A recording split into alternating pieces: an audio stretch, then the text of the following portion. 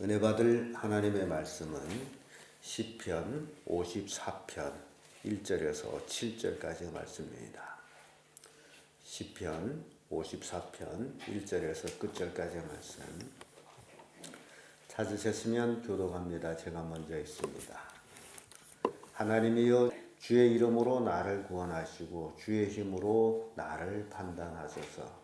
하나님이여 내 기도를 들으시며 내 뇌만의 귀를 기울이소서.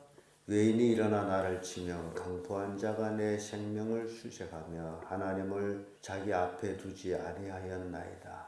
하나님은 나의 동사자 주께서 내 생명을 부르는 자와 함께하리라. 주께서 내 원수에게 악으로 갚으시리니 주의 성실하심으로 저희를 멸하소서.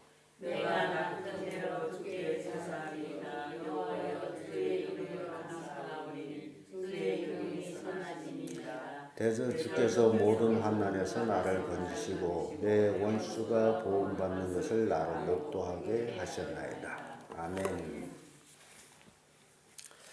이 말씀으로 하나님에 대한 다윗의 찬양 이런 제목으로 말씀을 나누겠습니다. 이 다윗은 하나님께로부터 기름 부음을 받고 엄청난 고난을 당합니다. 대적으로부터 고난을 당하기도 하고 또 자기 죄로 인해서 고난을 당하기도 하고 여러 가지 극심한 고난을 받는 모습을 보게 되는데요. 다윗이 어느 정도로 어려웠으면 미친 사람처럼 그렇게 행사하기까지도 했던 다윗을 생각해 봅니다. 그런 모습을 보면서 다윗은 엄청나게 고난을 받았구나. 그런데 다윗은 그런 고난 속에서도 오로지 의지한 그 의지가 있었다면 바로 하나님을 의지하는 그 다윗의 신앙입니다. 그래서 우리가 다윗을 통해서 배울 수 있는 것은 그 어떤 역경 속에서도 하나님만 의지하고 하나님의 구원을 바라보며 하나님을 찬양하는 그 다윗을 보면서 우리가 인생을 살아갈 때에 그 어떤 어려움 또는 그 어떤 역경 내 원대로 내 뜻대로 되지 아니할지라도 하나님을 찬양할 수 있는 그런 신앙인으로 되어야 됨을 오늘 본문의 말씀을 통해서 우리에게 교훈하고 있습니다. 그래서 다윗은 하나님에 대해서 늘 찬양했는데 오늘은 하나님의 무엇을 찬양했는지를 살펴봅니다. 그 첫째가 하나님의 구원하심을 찬양하는 모습을 봅니다. 1절에서 하나님이여 주의 이름으로 나를 구원하시고 주의 힘으로 나를 판단하소서. 지금 나를 구원하소서, 나를 구원하신 하나님, 그래서 찬양하는 모습을 보는데요. 우리도 마찬가지죠. 우리도 죄악으로 멸망할 수밖에 없던 우리를 하나님께서 사랑하여서 예수 그리스도를 이 땅에 보내주시고 예수 그리스도를 믿음으로 이제 하나님의 자녀가 되는 그런 특권을 우리에게 주셨는데 예수 그리스도를 통해서 죄악에서 우리를 구원하셨다는 그 대단한 사건 그 한 가지만 가지고 우리는 하나님을 찬양할 수 있어야 됩니다. 우리 주님을 찬양, 주 예수 그리스도의 십자가 보혈을 우리는 찬양할 수 있는 그런 신앙인이 되어야 됩니다. 나의 욕망 또는 어떤 욕구 그것이 이루어지지 아니한 데서 하나님을 찬양 안 하고 그것이 이루어진 데서 하나님을 찬양한다면 그것이 진정한 찬양이 될 수가 없습니다. 그 어떤 역경과 환난과 풍파와 또 그 어떤 어려움 속에서도 내가 하나님을 찬양할 수 있다라는 것, 바로 나를 구원해 주신 하나님, 그 하나님을 찬양할 수 있는 그런 신앙이 바로 다윗이 하나님을 찬양하는 그런 신앙이라는 것입니다. 이사야 43장 3절의 말씀 보면 대저 나는 여호와 내 하나님이요 이스라엘 거룩한 자요 내 구원자이심이라, 이런 말씀을 주고 있습니다. 하나님만이 구원자이시다. 하나님 외에는 구원자가 없다. 그러므로 하나님을 찬양하는 것은 응당한 일, 나를 구원해 주신 하나님을 찬양하는 것. 이런 찬양이 우리에게 넘쳐나야 되는 것을 보여주고 있습니다. 두 번째로 하나님을 찬양하는 다윗의 모습을 보면서 하나님은 내 기도를 듣는 자이심으로 이제 하나님을 찬양하는 모습을 보는데요. 2절의 말씀 하나님이여 내 기도를 들으시며 내 입의 말에 귀를 기울이소서. 우리 기도를 들어주실 수 있는 분은 하나님이에요. 갈멜산 엘리야의 대결을 우리가 볼 때에 바알 선지자, 아세라 선지자 850이 나고 엘리야가 혼자 갈멜산에서 그들과의 대결을 하는 모습을 봅니다. 혼자서 850인. 이 세상적으로 얘기할 때에 뭐 다수가결을 한다. 그런 것들이 굉장히 많이 있습니다. 그러면 850인이 동의하고 한 사람이 부동의했다면 이것은 세상적으로 한다면 엘리야는 진 대결입니다. 그래서 세상에서 다수가결해서 많은 사람이 옳다 해서 옳은 것이 아니라는 거예요. 하나님 편에서는. 그래서 결국 엘리야의 기도를 하나님이 들어주시고 그 제단의 제물을 불태웠던 하나님을 우리가 생각합니다.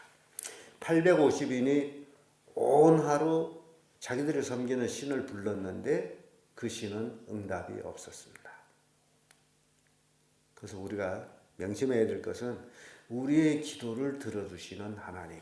저는 찬양하면서도 그런 이제 생각이 들었어요.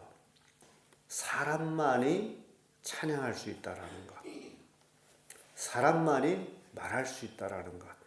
그래서 하나님께서 우리에게 말할 수 있는 그런 지혜, 그런 구조, 그 주신 하나님을 우리가 생각해 보면서 여러분 가만히 생각해 보세요. 개들은 말한다는 것이 지설되는 거예요. 근데 사람의 말은 얼마나 다양한지 모릅니다. 근데 그 말이 어디서 나와요? 이 목구멍에서 나옵니다. 근데 이 목구멍 성대라고 그러는 건데 이걸 투시하는 걸 제가 봤더니 이야 얼마나 이 목구멍의 구조가 기가 막히게 이제 만들어졌습니다. 말을 하다. 이 말을 하다라는 것만 생각해도 기가 막힙니다. 어떻게 사람이 말할 수 있을까? 그래서 성경 보게 되면 사람이 말할 수 있는 원인을 알 수 있습니다. 왜냐하면 태초에 하나님이 천지를 창조하시니라. 하나님이 가라사대 빛이 있으라며 빛이시고. 누가 말을 해요? 하나님이 말을 하는. 그 말을 하는 하나님이 인간을 만드셔서 말하도록 하신 거예요. 그래서 여러분요, 인간이 정상적이라도 완전한 정상적인 인간을 태어났다 할지라도 옆에서 말해주는 사람 없으면 그 사람 벙어리가 됩니다. 저는 그걸 생각해요. 어떻게 사람이 말할 수 있었을까? 어떻게 사람이 글을 만들 수 있을까? 이 모든 것들을 생각해 보면 하나님이 아니고서는 인간이 스스로 할 수 있는 건 아무것도 없습니다. 아무리 정상의 아이로 태어났다 할지라도 혼자 가만히 내버려둬서 사람이 보살펴 줄지라도 말을 안 하게 되면 걔도 말 못하. 벙어리가 됩니다. 그 인터넷에 들어가서 뉴스를 보면 짐승들이 사람을 키운 그 예들이 꽤 많이 나와요. 승냥이도 애들을 키우고 뭐 염소도 애 키우고 뭐 그런 세계적으로 그런 것들을 쭉 보게 되면 짐승이 버린 애들을 이렇게 키웠는데 그 애들이 말을 못하는 거예요. 왜냐하면 말을 해보지 못했고 짐승과 같이 소리를 내는 거예요. 중국도 그런 애가 있더라고요. 산에서 짐승한테서 그건 10년을. 그래서 사람은 걸어 다녀야 되는데 걔는 네 발걸음을 하고. 이 모든 것들. 그래서 사람만이 하나님을 찬양할 수 있다는 것. 그래서 우리가 신앙생활을 하면서 굉장히 중요한 것은 내가 말할 수 있는 말을 들을 수 있는 분은 누구시다? 하나님이시다. 그래서 그 내 기도를 들으신 하나님, 그 하나님은 우리의 찬양의 대상이라는 거죠. 시편 94편 9절의 말씀 보면 귀를 지으시니가 듣지 아니하시랴, 눈을 만드시니가 보지 아니하시랴. 얼마나 다윗이 하나님에 대해서 깊이 깨닫고 있는지를 보여줘요. 귀를 만드신 이가 누구예요? 하나님이에요. 그러니 하나님께서 내 귀를 만드셨으므로 그 귀를 만드신 이가 듣는 분이다. 그 얘기예요. 눈을 만드신 이가 하나님이시므로 내 하는 모든 삶을 하나님은 보고 계시다. 그래서 우리는 하나님 앞에 겸손하게 하나님을 찬양하는 삶을 살아야 된다. 잠언 20장 12절에 듣는 귀와 보는 눈은 여호와의 진 것이라. 하나님 말하십니다. 그래서 나를 말하게 하신 하나님, 내 말을 하나님은 들으신다. 그러니 얼마나 힘이 됩니까? 나를 만드신 하나님께서 나의 모든 것을 보고 듣고 계시다. 그러므로 나는 구원의 하나님을 찬양하고 내 기도를 들으시는 하나님을 찬양한다. 그럼 내 찬양을 누가 들어요? 하나님은 듣고 계시다. 하나님은 우리의 찬양을 들을 때 기뻐하신단 말이죠. 그러니 우리의 삶이 하나님을 기쁘시게 하는 삶을 살려면 얼마든지 많다라는 겁니다. 끝으로 하나님에 대한 다윗의 찬양은 함께 하시기 때문에 찬양하는 모습 봅니다. 4절의 말씀 보면 하나님은 나를 돕는 자시라, 주께서 내 생명을 붙드시는 자와 함께 하시나이다. 하나님만이 돕는 자이고 하나님만이 함께 하시는 자예요. 인간은 아무리 사랑한다 할지라도 헤어질 수밖에 없습니다. 인간이에요. 왜냐하면 인간은 유한하기 때문에. 그래서 영원토록 함께 하실 분은 하나님 외에는 없다라는 거예요. 그래서 우리가 정말 지혜로워야 될 것은 나와 끝까지 함께 하실 분, 그분이 바로 하나님이시지 이 세상 것이 아니다라는 것. 그래서 하나님을 찬양하는 삶을 사는 것이 우리의 지혜라는 겁니다. 창세기 39장 2절을 보면 여호와께서 요셉과 함께 하심으로 그가 형통한 자가 되어서, 하나님이 함께하는 사람이 형통한 사람이 돼요. 왜냐하면 하나님은 나의 앞길 모든 것을 알고 계시므로 나는 나의 앞길이 어떻게 될는지를 알 수가 없습니다. 그래서 하나님과 함께하는 삶을 살게 되면 내 앞길은 형통한 길이 됩니다. 시편 46편 11절의 말씀 봐도 만군의 여호와께서 우리와 함께 하시니 야곱이 하나님은 우리의 피난처시로다. 하나님이 나와 함께 하심으로 하나님은 나의 피난처이시다. 이 하나님과 함께하고 이 하나님을 찬양하는 우리의 삶이 되어야 된다는 겁니다. 요즘은 하도 인터넷이 잘 돼가지고 세계 각지에 일어나는 사건 사고들을 이제 많이 보게 되는데, 날씨가 너무너무 좋은 해변가에서 사람들이 이제 해수욕 하고 있는데 갑자기 물이 몰려오는 것, 예고도 없이 산더미 같은 파도가 몰려오는 것. 그래서 사람들이 죽기도 하고 먼저 본 사람 대피하기도 하고, 그런 모습 보면서 제가 그걸 보면서 이거 해변가에 가서도 조심해야 되겠구나. 이 바닷물을 모르게 되면 해변가에 가서 사고 당한 사람 참 많습니다. 그래서 해변가의 해수욕에는 높은 망대에서 보는 사람들이 있어요. 늘 바다를 이제 망원경으로 살핍니다. 바닷물이 어떻게 변하는지.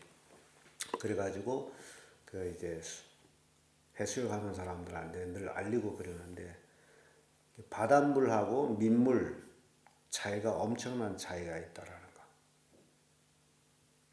그래서 바다에 가서 놀 때는 참으로 조심해야 되겠구나. 바다의 성질을 모르고 해수욕했다가는 물귀신 될 수도 있다라는 것들을 보여주고 있습니다. 그래서 제가 이 이야기하는 것은 우리가 인생을 바다도 모르는 인생인데 오로지 하나님과 함께하는 삶을 살아야만이 이 세상 모든 것이 형통한 삶이 된다. 7절의 말씀 보면 대저 주께서 모든 환난에서 나를 건지시고 내 원수가 보응받는 것을 나로 목도하게 하셨나이다. 하나님의 다윗과 함께 하심으로 다윗이 대적들을 다 물리쳐 버립니다. 그리고 그 나라를 공고하게 하시죠. 우리가 신앙생활하면서 대적과의 싸움은 늘 있습니다. 그 대적이 가족 식구도 될 수 있고 이웃도 될 수 있고 여러 가지 될 수 있는데 이런 싸움에서 우리가 확고하게 하나님과 함께하는 삶을 살 때에 우리는 승리할 수 있지만은 하나님과 함께하지 아니하면 패합니다. 내 힘과 내 능으로서는 절대로 이길 수가 없습니다. 그래서 이 다윗은 자신의 신앙을 통해 가지고 이렇게 하나님을 찬양하는 거예요. 우리도 마찬가지예요. 성경 말씀은 예를 들어서 오늘 읽은 말씀이 다윗이 신앙적인 경험으로 하나님을 찬양하는 것이라면 나 역시 다윗처럼 하나님을 경험한 자가 되어야 됩니다. 그래야 목사가 하나님을 찬양하라는 얘기 안 해도 입으로 절로 찬양이 나오는 거죠. 왜냐하면 경험적인. 그래서 신앙은 지극히 경험적인 것입니다. 경험이 없는 신앙을 하게 되면 종교 생활을 하게 됩니다.